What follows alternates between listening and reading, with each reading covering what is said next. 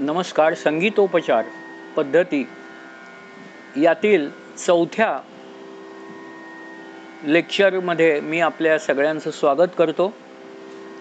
तिसऱ्या लेक्चरमध्ये आपण चक्रांची माहिती घेतली.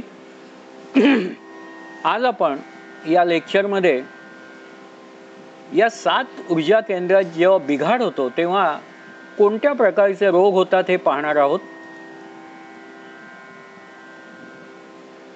ही सर्व चक्र ऊर्जा निर्माण करून विविध ग्रंथीतून होणारा स्त्राव नियंत्रित करीत असतात. आता पहिलं चक्र जे आहे ते मूलाधार चक्र. याचा रंग लाल असतो आणि स्वर हा सा असतो. याचा संबंध चैतन्य शक्ती, जोम, संवर्धन या संबंधीचे रोग जे आहेत त्याच्याशी येतो. हे चक्र बिघडल्यामुळे आळस, स्वकेंद्रित वृत्ती, प्रोस्टेट ग्रंथीच्या समस्या, संधिवात, लठ्ठपणा, गुडघेदुखी आणि हाडांच्या समस्या निर्माण होतात.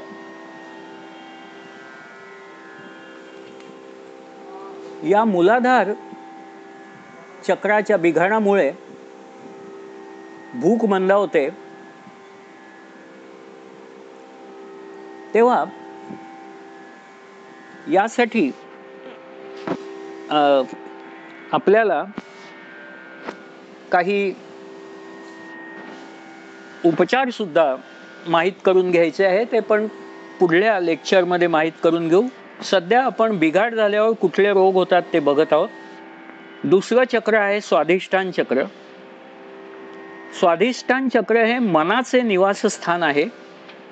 याला उदर चक्र असंही म्हणतात. मानवी जाणीव याच्याशी हे चक्र निगडीत आहे. यामुळे यात झालेल्या बिघाडामुळे कामवासना, प्रजननाच्या समस्या, नपुसकता, स्नायूंचे दुखणे, पाठदुखी, उदासीनता, एंड्रोमेट्रियोसिस इत्यादी रोग निर्माण होतात. याचा रंग ऑरेंज असतो. त्याच्यावरचं चक्र आहे मणिपूर चक्र. याला सौरपेशी चक्र असंही म्हणतात. चैतन्याचा केंद्रबिंदू म्हणजे हे चक्र हे इच्छाशक्तीला नियंत्रित करते. याचा रंग पिवळा असतो आणि स्वर ग असतो. यकृतासंबंधीचे रोग, प्लीहा संबंधीचे रोग, मधुमेह, पेप्टिक अल्सर, पोटासंबंधीचे आजार, पित्ताशयातील खडे, चयापचय या संबंधीचे आजार यातील बिघाडामुळे होऊ शकतात. हे चक्र चयापचय म्हणजेच मेटाबॉलिझम नियंत्रित करते. पुढलं चक्र आहे अनाहत चक्र. याचा रंग हिरवा असतो. स्वर म असतो आणि हे चक्र बिघडलं असता हृदयरोग, स्नायूंचे रोग, तीव्र थकवा, रोगप्रतिकारक शक्ती कमी होणे, ॲलर्जी आणि स्तनाचा कॅन्सर हे रोग होऊ शकतात. पुढलं चक्र आहे विशुद्ध चक्र, जे कंठात असतं. रंग निळा असतो आणि स्वर प असतो. यामुळे याच्यातले बिघाडामुळे तोतरे बोलणे, दुर्बल संवाद, थायरॉईडच्या समस्या, भूक मंदावणे, अस्थमा, ब्रॉन्कायटिस, टिनिटस म्हणजे कानात गुंगू असा आवाज येणे, पचनसंस्थेच्या वरील भाग त्यातील बिघाड, तोंडातील अल्सर, टॉन्सिल्स वाढणे इत्यादी रोग होण्याची शक्यता असते. त्यानंतर येतं ते आज्ञाचक्र. आज्ञाचक्र म्हणजे आपल्या 2 भुवयांच्या मध्ये असतं.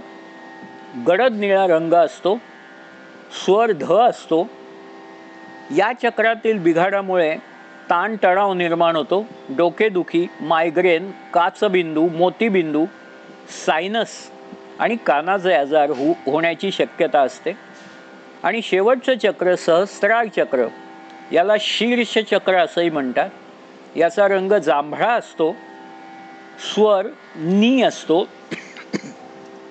या चक्रातील बिघाडामुळे औदासिन्य, पार्किन्सन, स्किझोफ्रेनिया, अपस्मार, अल्झायमर, डिमेन्शिया म्हणजे निद्रानाश आणि चक्कर येणे हे रोग होण्याचा संभव असतो.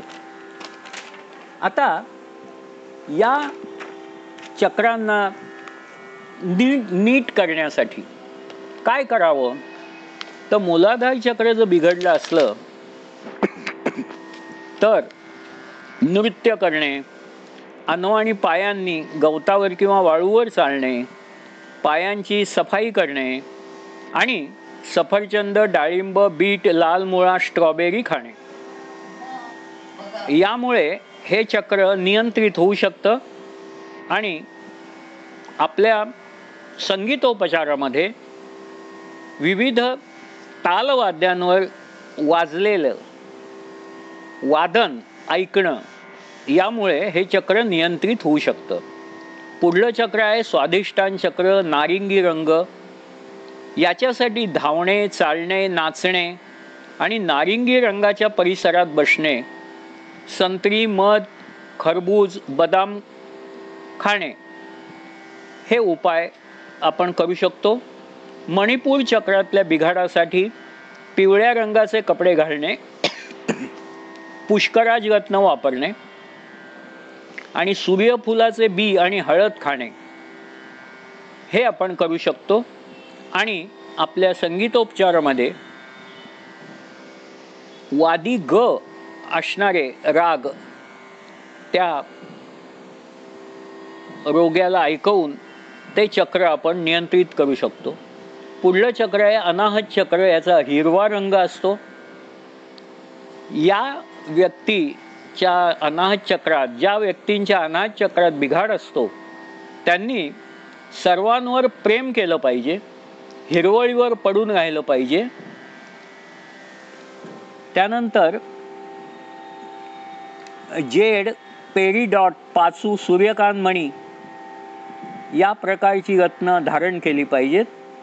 आणि आपल्या संगीतोपचारात वादी म आणि संवादी सा असणाऱ्या रागांचं श्रवण केलं पाहिजे. त्यानंतर येतं विशुद्ध चक्र. याचा रंग निळा असतो. या चक्राला नियंत्रित करण्यासाठी गायन करणे, जप करणे, निळ्या रत्नांचा उपयोग करणे आणि चंदन आणि गुलाबाचा आपल्या जीवनामध्ये उपयोग करून घेणे हे उपाय आहेत. आणि याचा स्वर प असल्यामुळे वादी प आणि संवादी सा असणारे राग या रोग्यांना आपण ऐकवले पाहिजेत.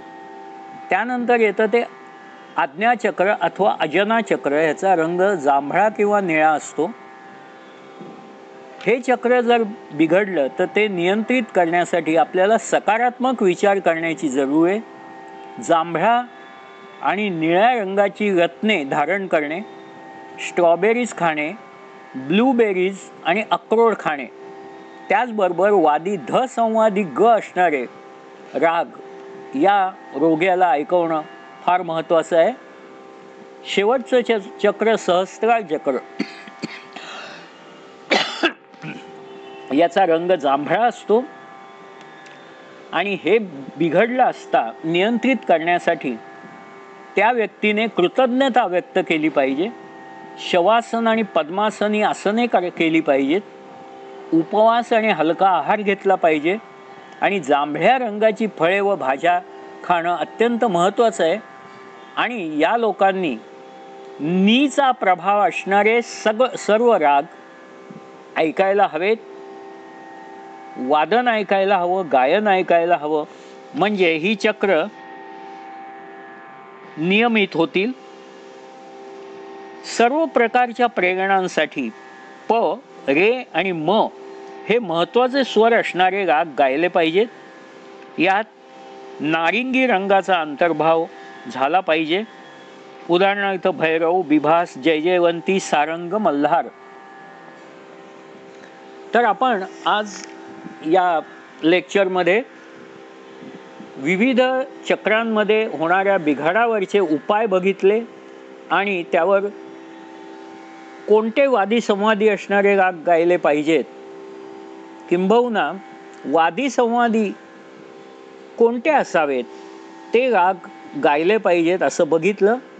आता पुढल्या लेक्चरमध्ये आपण वेगवेगळ्या रागांविषयी चर्चा करू की जे राग त्या चक्रांवरती सकारात्मक परिणाम करतील. भेटूया पुढल्या लेक्चरमध्ये.